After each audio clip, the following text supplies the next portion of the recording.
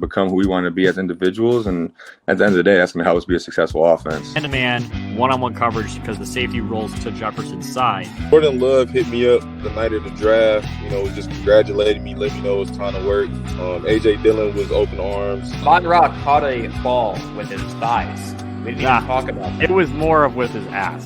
If he throws a good ball, this is a running, catching touchdown untouched. Like, KP does like these flips after every win, and I'm like just waiting for him to do his flip. To know that we still love each other, that's what football brings us. Across the safety's face. You can tune in anywhere that you guys follow us on social media.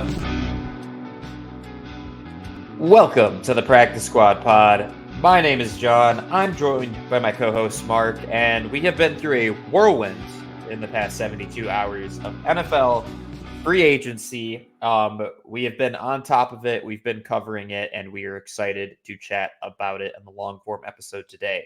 What else to expect? We have wide receiver content coming this week, and we have a lot more free agency recap because we're 48 hours in. I guarantee you a bunch more stuff is going to happen between now and next week.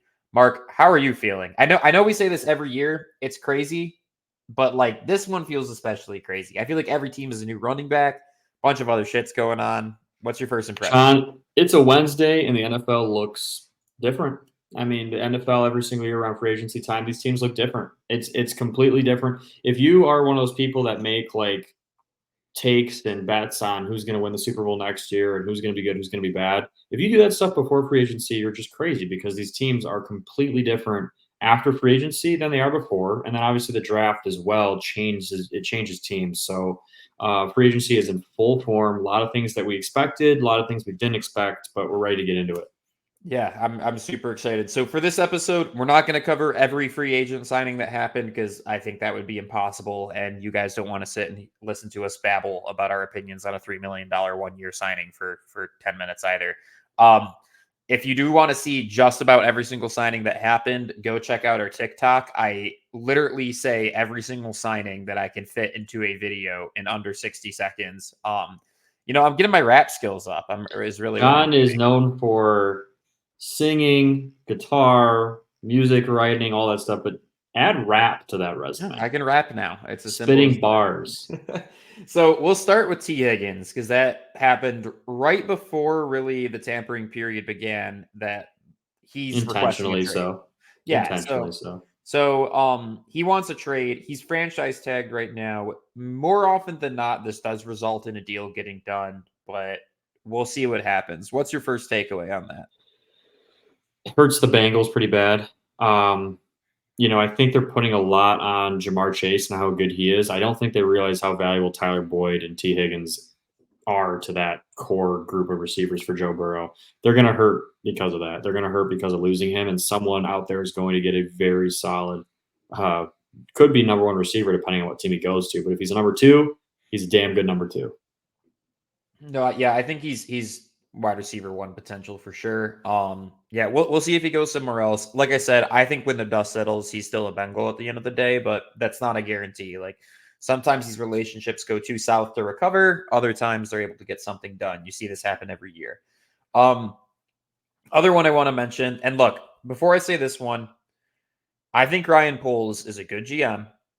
I think that the Bears are going to be pretty freaking decent next year. I might even say they're going to be good next year. He overpays. So hard for you to say that. I know he overpays the shit out of really weird positions, though. I ragged on him last year for spending like $85 million on 2 linebackers.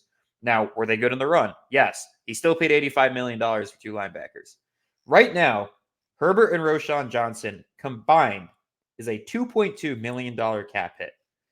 And he said, that's not enough. I want to overpay at this position. He signs DeAndre Swift to a 3-year deal totaling about $24 million. So that takes that $2.2 million you're spending on your running back room to over $10 million a year. Why? I don't understand it. I don't think Swift is that good either. I'm going to be honest.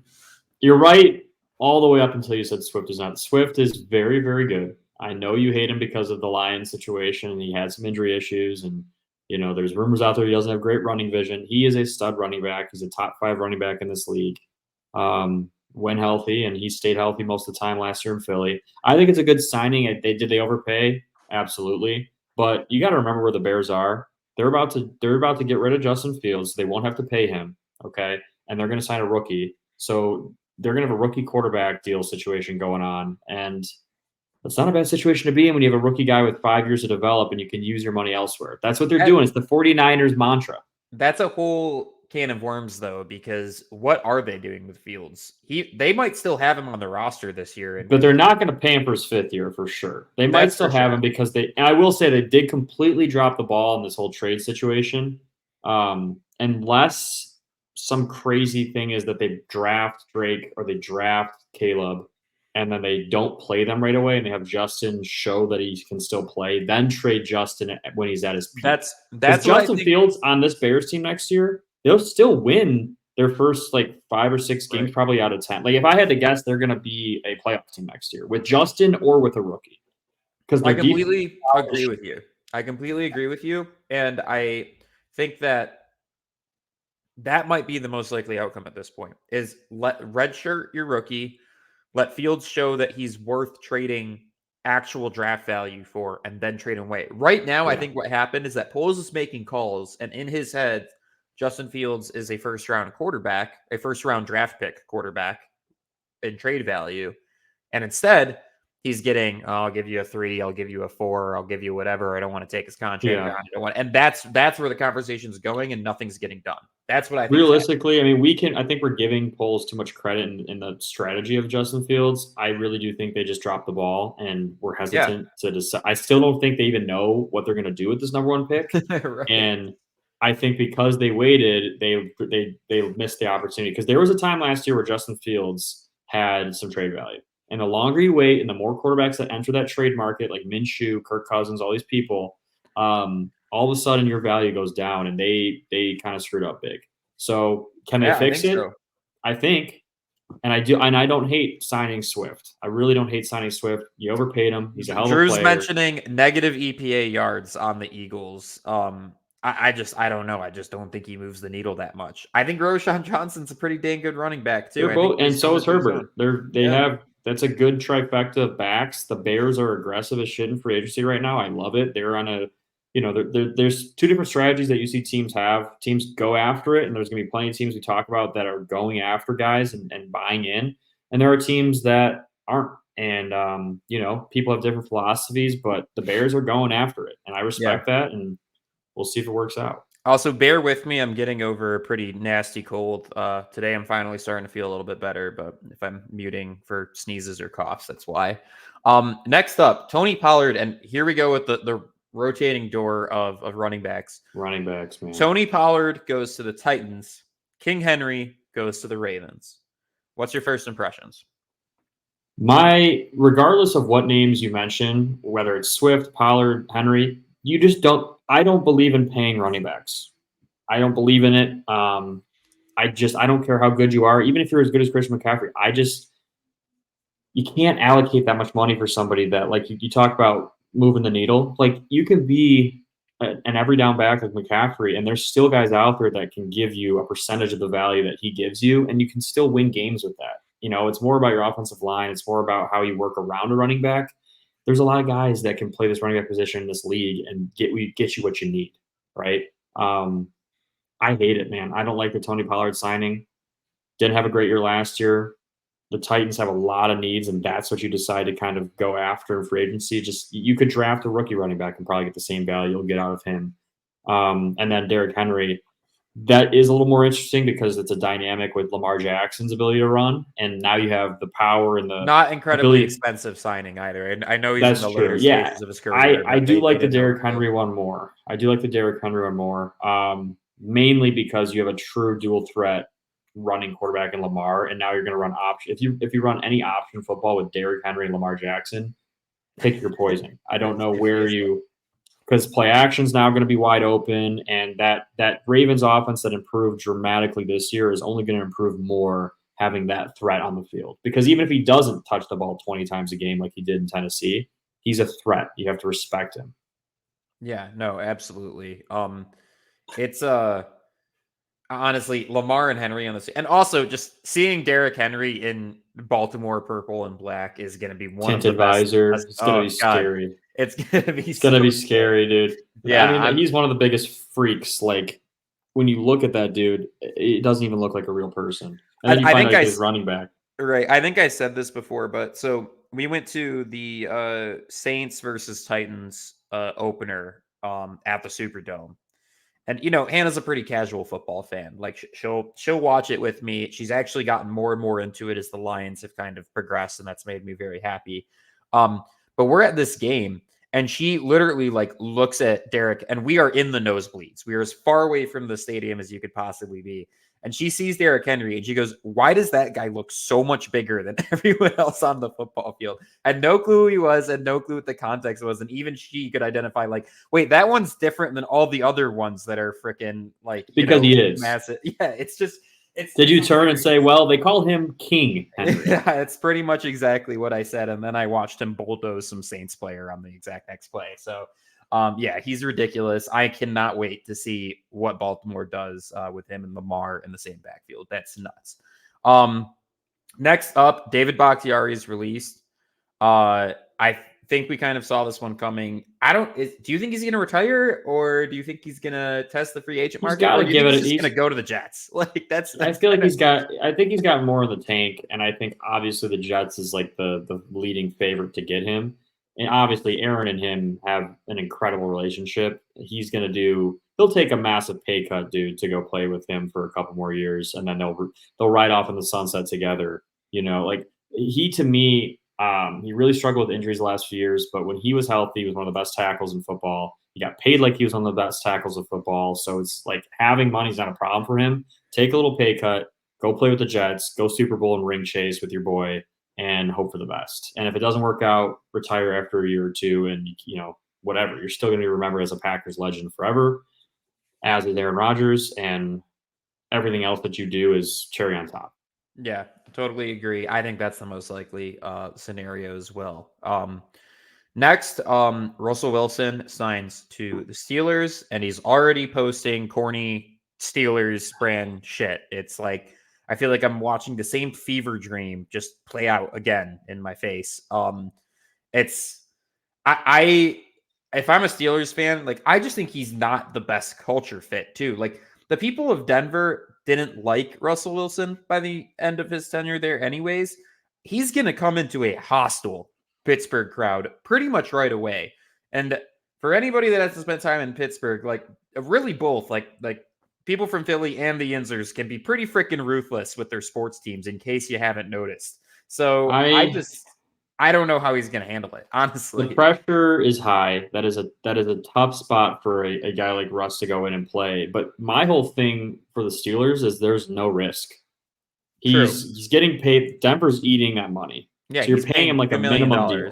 Yeah, you're getting a two-time Super Bowl winning quarterback, like for the cheap, for the low. And by the way, when he was in Seattle, you see the comparisons with like the Steelers franchise and Seattle's franchise with Pete Carroll and Mike Tomlin. Defense heavy. They ride on their defense. Even when they've had shitty quarterbacks for the last decade, they're getting 9-10 wins. So now you bring in a guy that can maybe just game manage. It doesn't have to make a ton of plays. Be a little bit dynamic at times. Make a couple big throws a game. You know what I mean? Like lean on the run game. That's the formula that he had in Seattle. And maybe, just maybe, it looks enough like those Seattle teams that they had, because the Steelers still have that defense. Very good defense. They absolutely like Tomlin is a great coach. And the culture questions, I agree with you. Like I can't see him fitting in with like a, George Pickens, and like I can't see him fitting in with that dynamic very well. But it might just be crazy enough to work. And again, if it doesn't, what do the Steelers lose? Right. No, you're totally right. It's risk free. I completely agree with that. I think my judgment is being more cast on Russ, really, and how this is going to work out for him in specific than maybe the Steelers as a whole. I don't think he's going to have a good time. We'll put it that way. But maybe I'm wrong. We'll see. Tomlin, as we know, is very good at managing a lot of different personalities on the same team. Maybe he gets away with, Mr. Unlimited and George Pickens and whoever else butting heads in the process too. I feel bad. I mean, Tomlin has had nothing but a troublesome quarterback situation since Roethlisberger left, and that's just a shitty thing to deal with as a coach, frankly. Teams out there that have quarterbacks that can function need to be grateful, because it's hard to find. There's so only hard. like, I would say there's like 10 to 12 teams that have like quarterbacks that you really don't have to like worry about at night. Like a stable but situation. Every other team has these unstable situations or young guys that have potential or veteran guys that like, you're paying a lot of money hoping they do something, and then how often do they actually, do it? And realistically, I mean, most of the time quarterbacks fail in this league. Like I'd say 25% of first round draft picks actually end up being what they're supposed to be. And then a lot of these free agency signings don't end up working out. So no, they do not. One that did end up working out, Baker Mayfield does something that is very, very hard to do, which is revived his career. This is team number 4 for Baker Mayfield. He, for those that don't know the story, brought the Browns to their very first playoff win in 20-something years. Following year, he plays through a really bad shoulder injury for most of the season, like love of the game, love of his team kind of thing. Gets cut so that they can go and trade a bunch of draft capital and $230 million guaranteed dollars away to Deshaun Watson. Turns Baker into a journeyman. Goes to the Panthers, struggles, cut. Goes to the Rams. Sean McVay kind of gets his confidence back, and then he goes to Tampa next year and has a playoff season. Sorry. Wins a playoff game. Wins a playoff game and now gets signed to a $50 million guaranteed, $100 million total 3-year contract. Good for Baker Mayfield. More than fair too, because I call Baker Mayfield like a right in the middle of the pack quarterback, and he's getting paid right in the middle of the quarterback market money. So I think it's a favorable deal for both Baker, for the Bucks. It's clearly where he wanted to be. It's finally a place that welcomed him and gave him, a fair opportunity, and then rewarded him for giving what he gave to that team last year.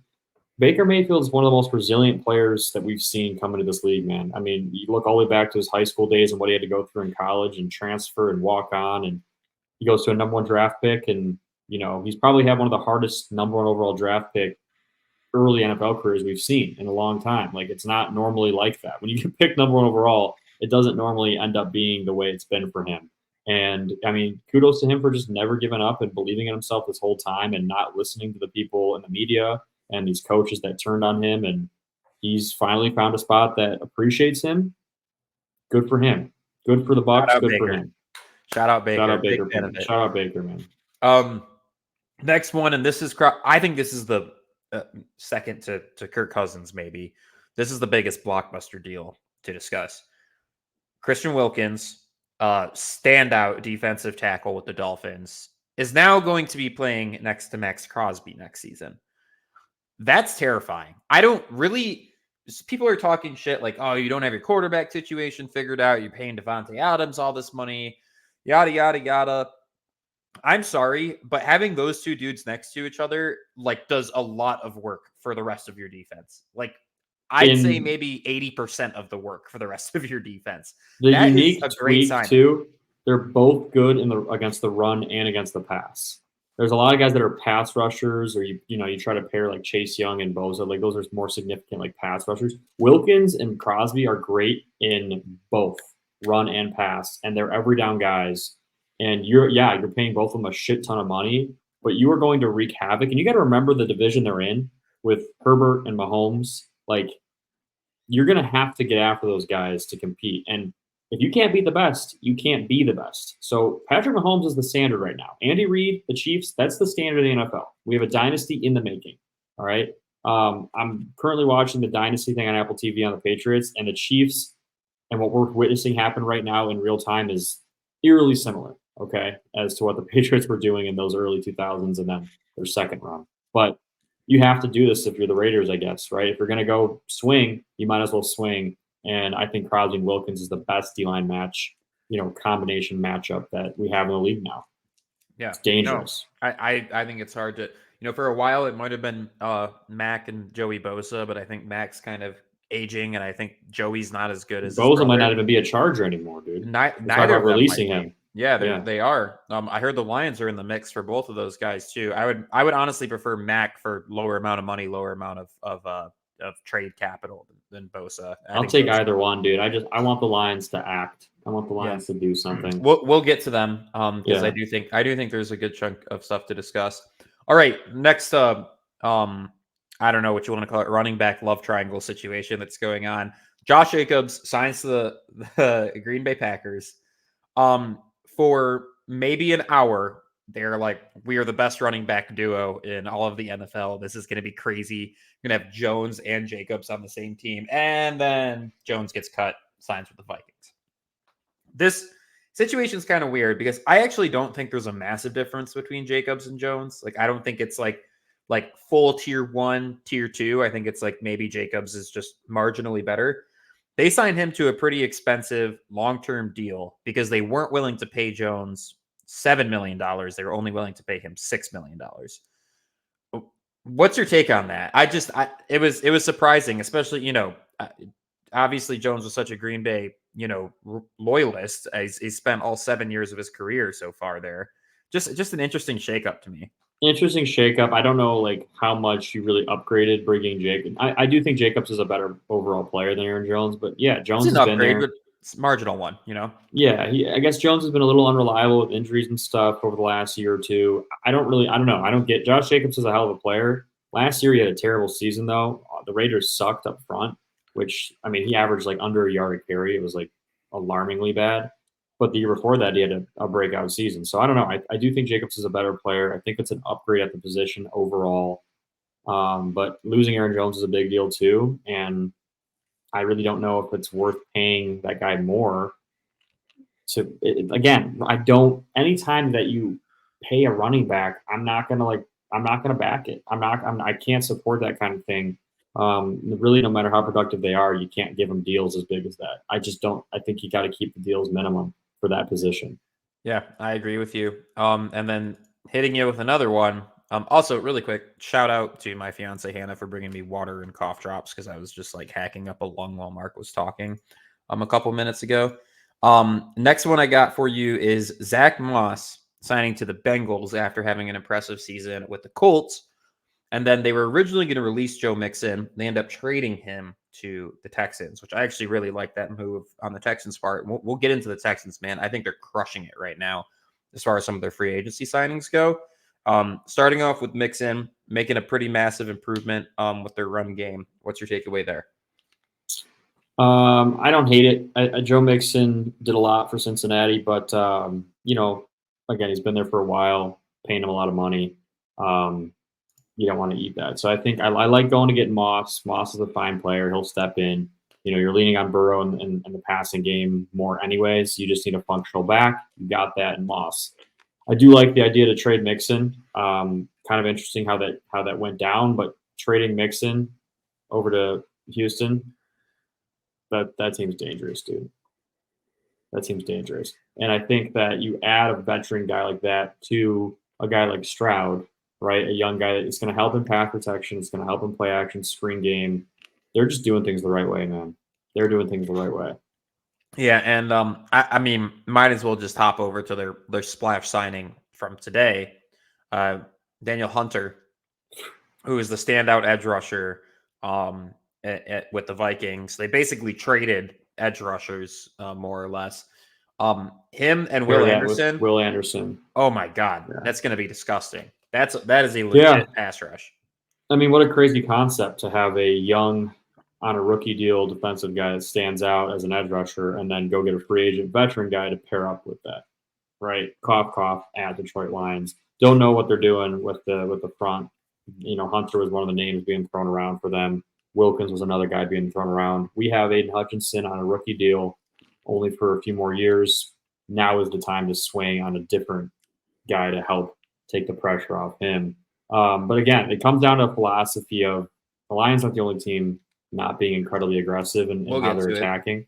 But a lot of Dallas, these teams by the way, has made 0 moves so far still. Yeah, there's a lot of teams that are being conservative in free agency, but I've always been an advocate of these guys have already shown and proven that they can play in this league. If you're only investing in the draft, you're never going to be a Super Bowl team.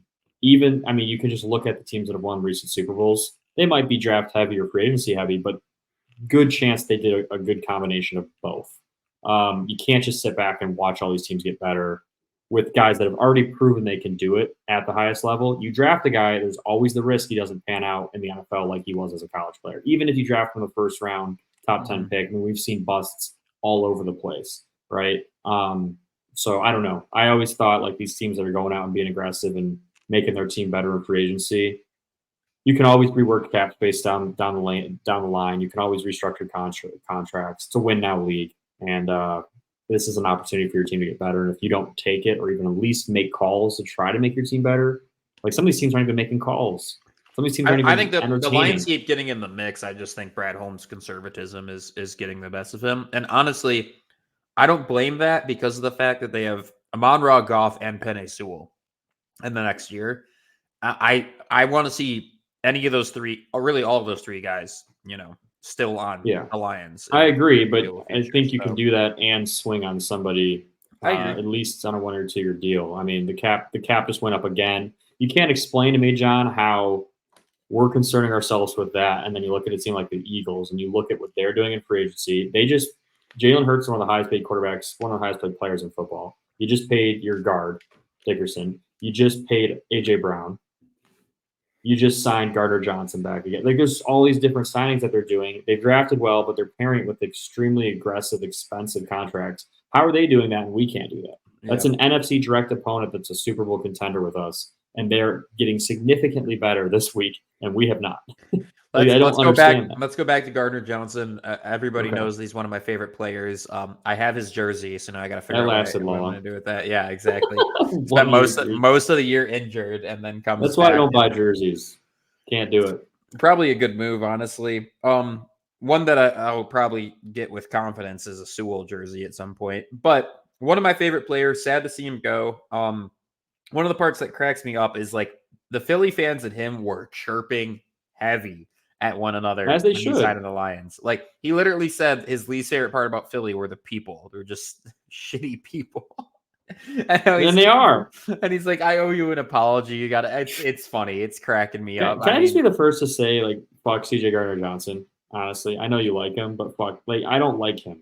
He's a cancer to the team. He's a good player. He's a great player.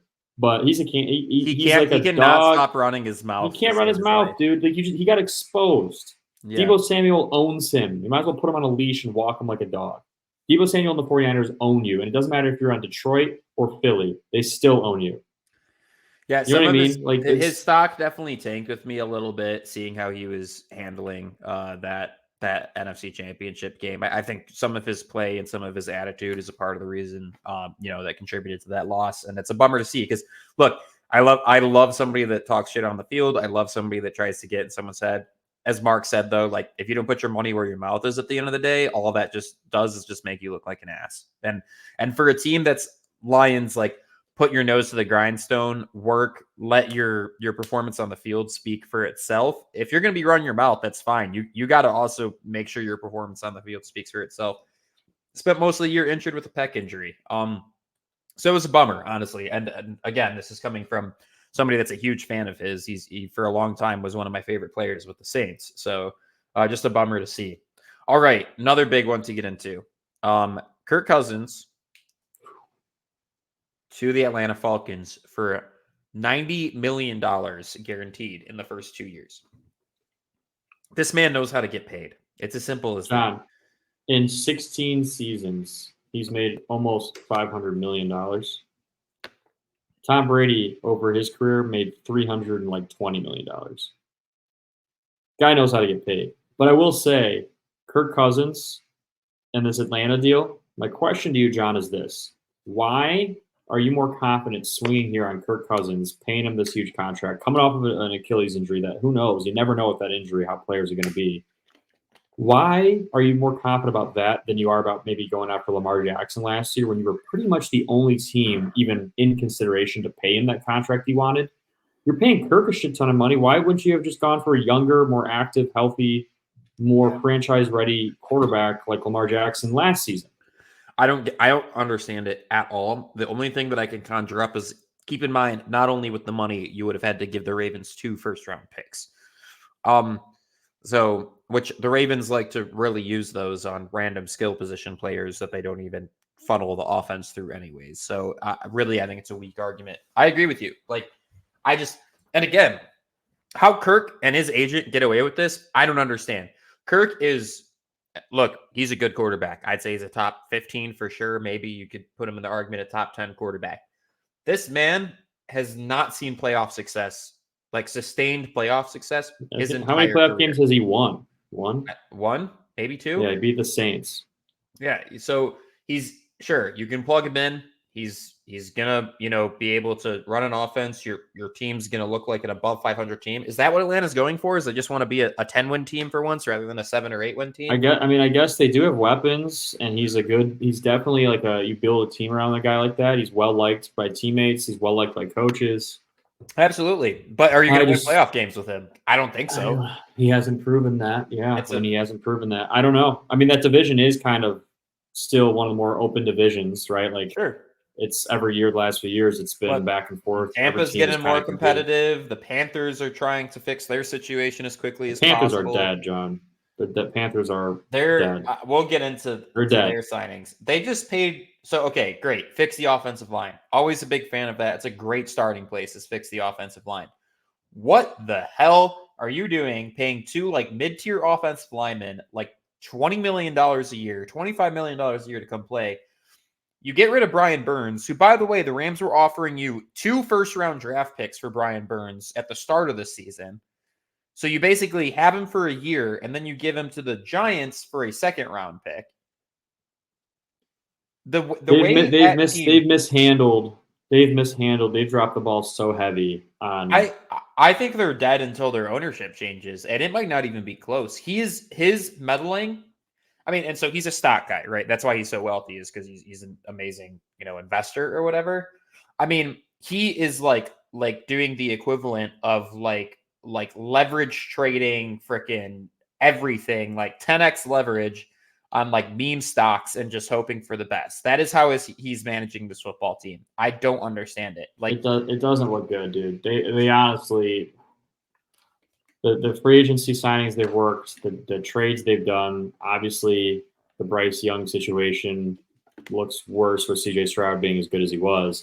But it's bad, man. They haven't really done one thing right since this whole Bryce Young situation's happened. They might be better next year with some of these free agency signings, but again, how are you going to sustain it? You just paid 2 guards $50-60 million for a cap hit next year. Like that's, I don't know, man. You don't have receivers, you don't have draft capital. It's rough. Anyways, not to harp on that too much. Jonah Jackson to the Rams. That's a big signing. The Rams are they like alive again? Like completely? I mean, the Rams are. It's too early to say this, but I think they'll win the division next year. I think they'll beat the 49ers. Dude, they look the way that they have re-upped. Again, Super Bowl, one of the worst Super Bowl hangovers we've ever seen. Then they're obviously a playoff team last year. I mean, it comes down to just 1 or 2 plays for them to beat the Lions at home. Lions end up winning it. And now this year, man, they're making massive improvements to their offensive line. Signed a standout corner from the Jaguars. I mean, they're looking like a freaking team again. Puka Nacua and Cooper Kupp, like, shit's legit. That's why I say don't be afraid to swing in free agency, because if you miss, it's really not the end of the world. You can figure it out. The Rams went big in free agency a few years ago. They cashed in. Super Bowl, can't take it away from them. Banners hung forever. A hangover the next year. But with the right coach and with the right GM, no matter how big of a hangover you have, you're able to kind of work right back into the mix. And that's exactly what they're doing with the combination of drafting well. And then this year in free agency, they're hitting big. They're doing the things that they need to do to get right back to where they were, and that's to be a Super Bowl contending team. I don't think you can say that they're not a contender now. No, I don't think. I think they're right back in it. Yeah, they're right back in it. Saquon to the Eagles, which has to be one of the biggest middle fingers to a divisional rival I've seen, honestly.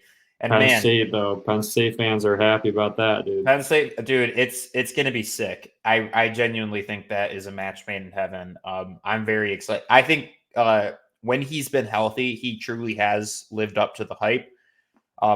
Eagles have this weird thing of like signing these players that have an injury history, and then that year that they start playing with the Eagles, they don't have as bad of injuries. I don't know if their medical team's good or what, but that's just kind of been a weird thing with them the past couple of years. Yeah, or just luck and coincidence.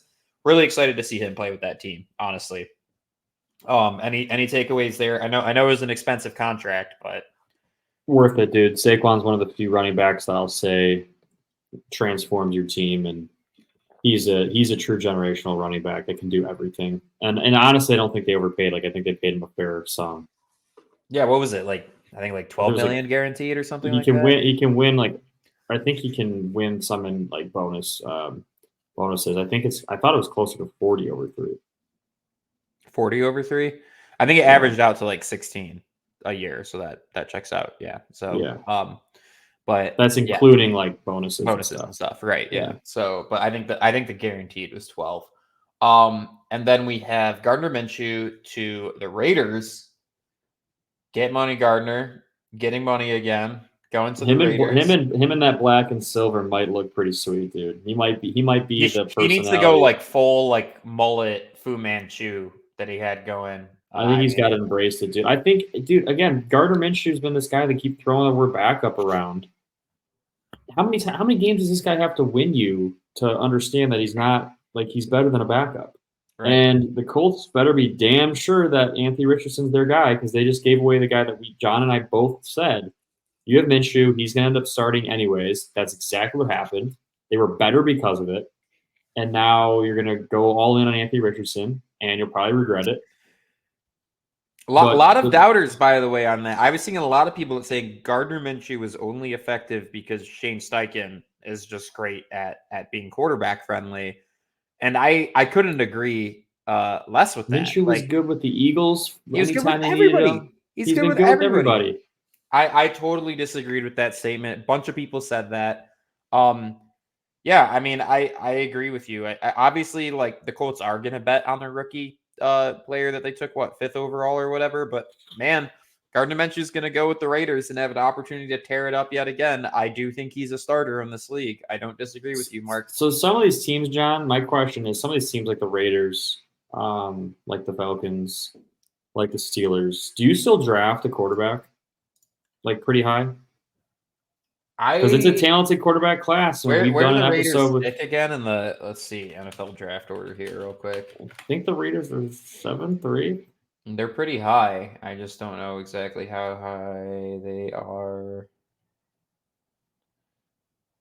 No, they're 13th. So they might, but still. I think at that rate, no, you're probably not going to go quarterback because I think most of the like premium first round picks are going to be off the board. If I were them sitting pretty there, I'd invest in your offensive line. Why not? Just get money Gardner to make some plays with Devontae or whoever. I mean, Devontae, it just makes me sick seeing a guy like Devontae waste basically 2 years. Dude, wasting the end of his career. I mean, this is like his prime is the last couple of years, and he's had Aiden O'Donnell, Jimmy G, who's barely can. Is he just gonna fade with the story at this point? I don't like what the hell's gonna happen to him. It sucks. I wanted to see him go to the Jets and play with baby Devontae, which is Garrett Wilson and Aaron Rodgers and David Bakhtiari and all those guys, but one can dream. Yeah, I don't know what's gonna happen to him. I mean, he has a great modeling career ahead of him after his football career is done. So he'll be fine financially. I'm quite sure of it. But yeah, I mean, a guy that I thought would have a lot more longevity in the NFL, and I actually think that we're probably not too far off from hearing like retirement from him at this rate. Very injury prone. I think he's just kind of getting passed up at this point. All right, he's also suspended this year for violating pet policy, I'm pretty sure. So, but like for like 4 games or something pathetic like that. All right, Mark. Carlton Davis to the Detroit Lions. We also signed Davenport, who has been a really solid edge rusher when healthy, but that has like a lot of asterisks to it because he averages like 7 games a season. Those are pretty much the 2 major signings that we made in day one. And then we picked up, I'd say a developmental but versatile and aggressive cornerback from the Raiders as well. I know you're disappointed in the lack of aggression. I get it. What's your takeaways, at least with the corner signings that we did make, and how do you think that alters how the team looks next year?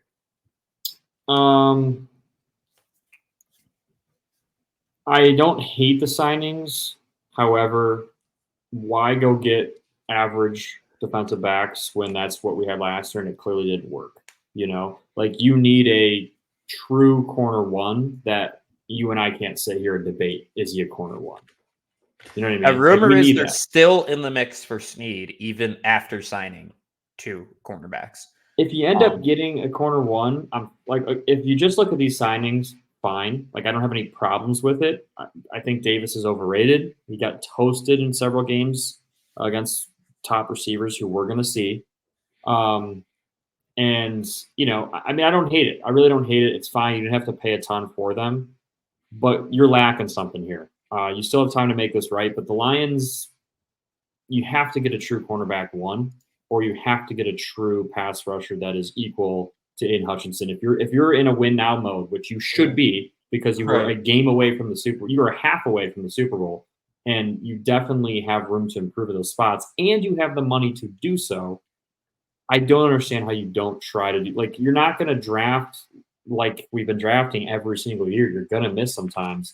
Right. And as good as Brad Holmes has been in the draft, he's had some great free agency signings, but he's had some bad ones too. And being like, this ego is, I'm telling you, John, this ego and this, like, we draft better than everybody. We draft our guys. We don't draft based on how people rank. We draft guys that fit our, like, this whole ego that they have of what they've built this thing into. And it's great, but it's going to stop them from getting to where they need to be, I fear. Like, that's my whole fear, is they're proud of the way they've done it and got to this Final Four NFC Championship game.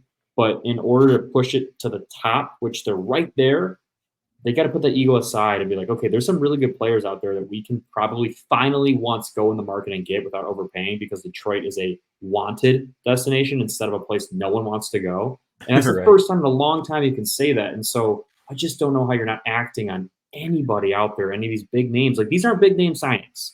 They're okay. They're fine. But we got through most of the major free agency signings at this point in the episode. So I think this is a good opportunity to actually discuss this at length for a second, because news is breaking literally right now. I opened Twitter just to see, halfway through this conversation, if anything interesting happened. DJ Reader, Bengals, who's not maybe quite as good as Wilkins, but is definitely in the same conversation, is actually visiting the Lions this week. He's very good.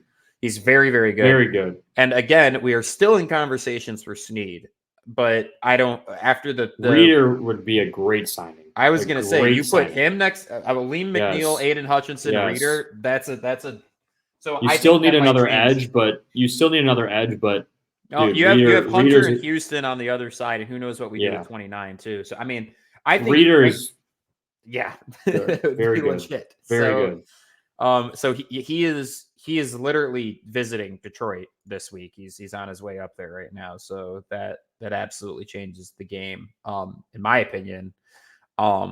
Because if we do make that happen, that is your splash signing. Like that. Yeah. That's the one that kind of changes the landscape a little bit. At DB, it doesn't have to be Snead. Like, I'm not set on it being Snead. There's some other options out there that we could entertain. Lattimore's in the final year of his contract. You could go trade for a guy because we have some value here. We have some picks we could give away. Like, you are so close to being where you need to be, and you know what your weaknesses and why you didn't get it done last year are.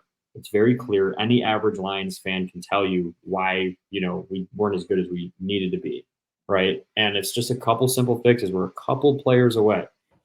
I don't know how you don't be a little more aggressive. Maybe I'll eat my words and they'll be more aggressive, after this episode airs.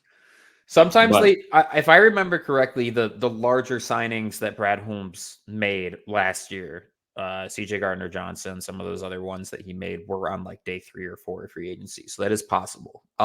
We'll see what happens. We're going to do another free agency recap next week, like we said. And in between that, or maybe directly after that, we're also going to review all the wide receivers for the draft. I'll say this though. Look, Mark, I get it. Maybe they do draft busts this coming year, but they are 3 for 3 on not just hitting on their first or second round guys. They're 3 for 3 finding guys that contribute to the team all the way down the draft board. I'm confident in Brad Holmes' ability to do that. Frankly, I'm more confident in his ability to do that than his free agency signings, because I don't think any of his free agency signings have really been too massive. Like, Sutton's some have been pretty good, some have been pretty damn good, some have been pretty damn bad. I'd say he's like 60% of free agency signings. Yeah, but draft some of that's due to injury, which he can't control.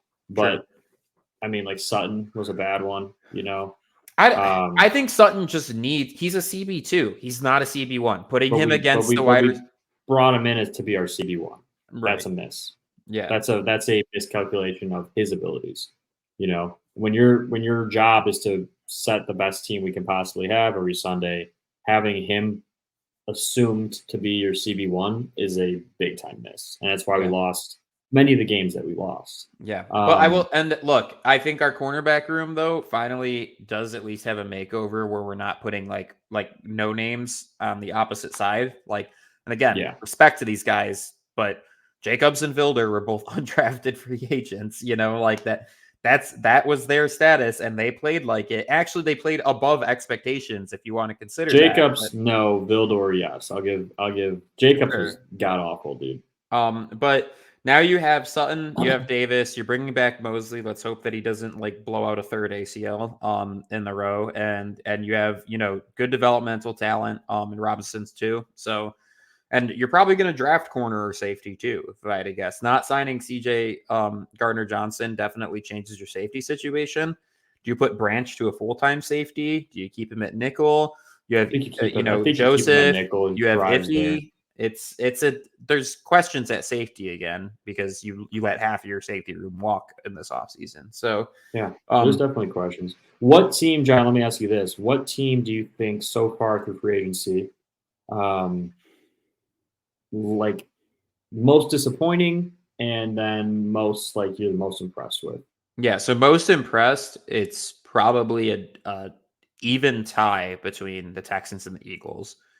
I would say most people would probably say similar things. I think both of them have made some pretty solid splash signings without paying too much that are bolstering weaknesses on their team that are going to take them to that next step. Most disappointing, I mean, again, we are 48 hours in, and it's becoming increasingly apparent to me that the Dallas Cowboys just cannot afford anybody. I mean, and the Bills too, man. The Bills they have hell to pay right now. They have let so many guys walk. Those are probably the two most disappointing. Can you explain to me how the Eagles are getting away with this? Like how they're doing this? Is their cap situation different? I don't understand it. That's what I'm saying. I feel like they have endless draft capital. They have endless trade capital. They have endless, salary cap. This whole I think the cap is cap. The cap might be cap. I don't know. I don't know how they're doing this. That for a long time too. But I just think it's the amount of gymnastics you're willing to do. And honestly, I don't blame GMs that choose not to partake. It makes your life so much easier if you don't have to spend most of your time renegotiating every single contract to get under the cap during this time period, because that's what a lot of GMs that are quieter, that's what they're doing, is instead of actually going and trying to make splashes to sign guys, they're trying to get under the freaking cap right now. Dolphins, another one. Ooh, Dolphins have a lot of Drew said this before you came on, Mark. Like they've lost a salary cap worth of players at this point. Like they have so many bills they have to pay. It's the Tua's coming up next year. It's the price you pay for signing Tyreek, which they're not stupid for doing that. He's a game breaker, totally changes the way an offense works. But when you're paying, your wide receiver quarterback money, it's going to tilt the scales a little bit in how things function. So yeah, I don't know. I mean, I just don't know, dude. I think that's our episode title right there, though. The cap is cap, because I can't put this thing together and understand how some of these teams that you don't expect to be making a splash are making a splash.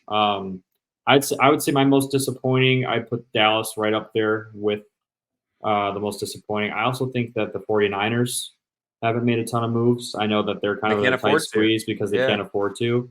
I would put Detroit right up there too. My most disappointing. You're a top 4 team. You're one of the 4 closest teams to a Super Bowl, and those are the signings that you choose to sign so far. Like I just don't like. You're a contender. You're one of the contenders. You wake up tomorrow morning though. Play for you. You wake up tomorrow morning and DJ Reader's a Lion. Does that change your perspective? It makes it better, but I mean, again, I think they should have hit on like a guy is, obviously you get Reader, but I think you should get 1 or 2 like household level free agents, in this free agency, because it's a different Lions team, man. And you have the money. You have more cap space than most of the teams we're talking about right now. And how are you letting these teams that are your direct competition and they're in the way of your goal, which is winning a Super Bowl, you're letting them get better and you're letting them use up their cap, and you're sitting there, oh, well, we'll pay our guys in a couple of years. We don't have time. It's now. You know what I mean? Like we rebuilt. We were in the NFC Championship game. We choked away an NFC Championship game. We should have been in the Super Bowl. Like, it's now. Now's the time. So that's one of the more disappointing. And then most impressive, I gotta go with the Eagles, dude. I can't wrap my head around how they do it. We thought the Eagles were dead. They go out and get good assistant coaches to come help Sirianni. You lose Kelsey, you think they're dead, and then free agency starts and they make some great signings, and all of a sudden it looks like the Eagles are right back in the NFC mix. It's I don't know how they did it. I really don't. And I agree with you. The Texans are also pretty damn impressive, but Texans are very impressive. Well, hey everybody, that wraps up our like I said, 48 hours in free agency recap. There's going to be plenty more to talk about next episode. And then, as those things kind of simmer down, it's draft season, baby. And we've already been putting in the work. We're going to keep putting in the work. Draft season, that's our Super Bowl, man. Our draft content, I think, was really top tier last year. Showed in our social numbers. We do appreciate that. And we plan to deliver for you guys this year. So thanks again for watching. Mark, any closing statements for you as you head off to a nice vacation in Florida for a few days?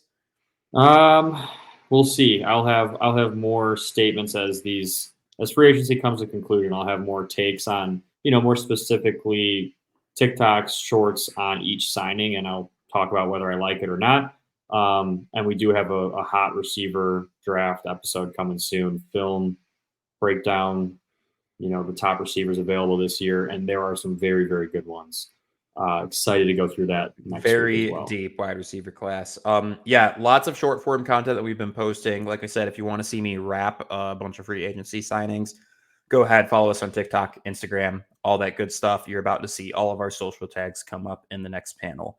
Until then, we'll see you later. Peace. Cap is cap. Cap is cap.